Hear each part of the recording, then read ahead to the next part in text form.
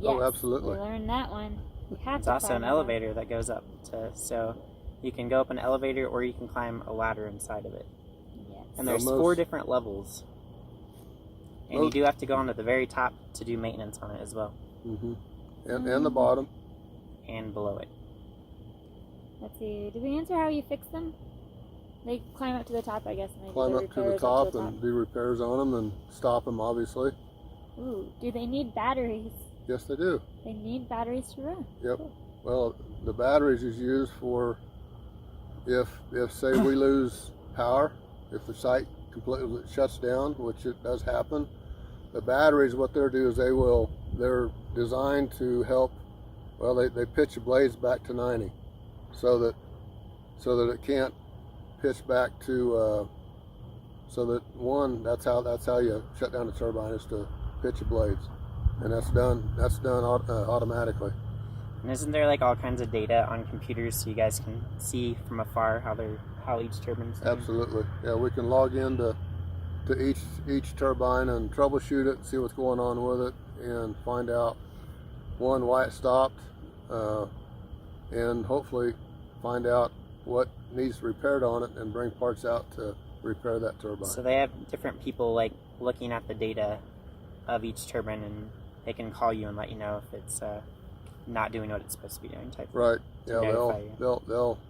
I'll get an alert, and then Vestas, that's a company that does the maintenance and repairs on these turbines is Vestas Corporation, and we have some guys that come out, some technicians and female technicians that come out and can work on these turbines.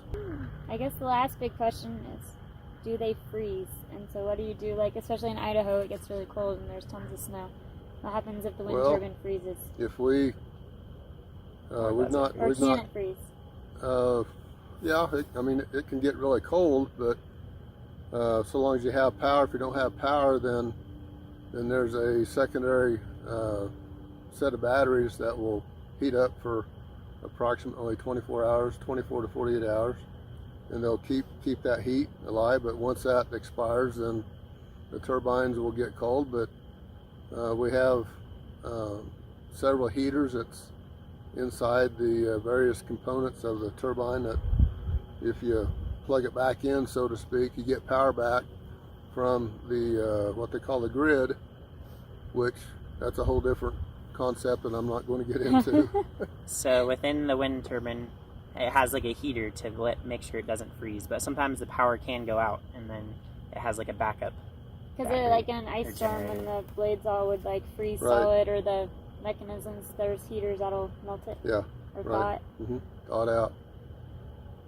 If you wanted to learn more about wind turbines, where could you go? Or if you were interested in doing this for a living, how could you study more about it? Or what could you do to better prepare yourself if this is a career or a job that you might be interested in doing? What do you need to study? Well, you have to go, there's schools that they have for wind turbine schools that you can go to get like an associate's two-year degree, and that would prepare you for a lot of what goes on in a turbine. But basically, if you have a really good understanding of electricity and learn how it works and how electricity flows, that's a big key to how these turbines operate. So a lot of science and physics and math would all help you. I have a question. How much does one turbine cost? It's about $2 million. So each one of those that you see in the fields is $2 million worth. So there's 32 turbines, so 32 times 2 is $64 How long million. does it take for it to recoup your cost for $2 million? So it takes about 10 years. That was to pay off 32 of them. Yeah. $64 million.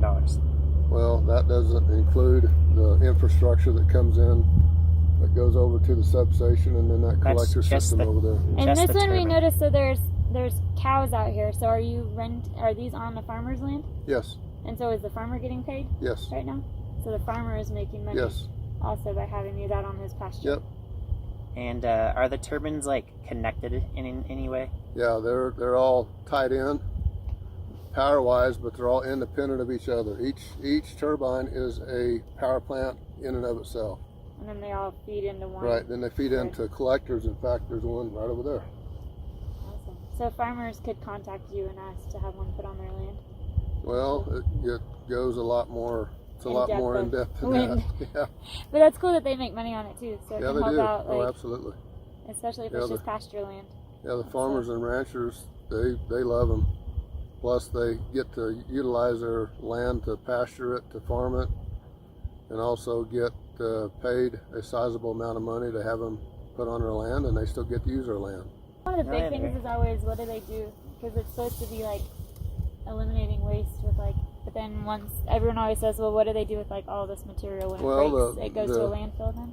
No, or can they like recycle? Well, and that's I'm part of a group that's headquartered in Sweden, and I'm one of the members of the group. And what they're doing now with the blades is they're actually grinding them up and adding them to cement to make it stronger, to make cement stronger, and also to utilize the fiberglass as a additive to strengthen cement. And then of course the towers are all steel, so they can recycle that very easily. What about the batteries? Absolutely. Batteries?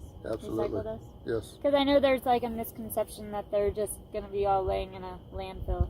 And well, these batteries are lead acid batteries. Now, some of your electric vehicles, some of those they can't recycle yet. But these ones they can. Absolutely. Yeah, we have a box at our O&M building that we have the recycle. We have it's all that is 100% recyclable.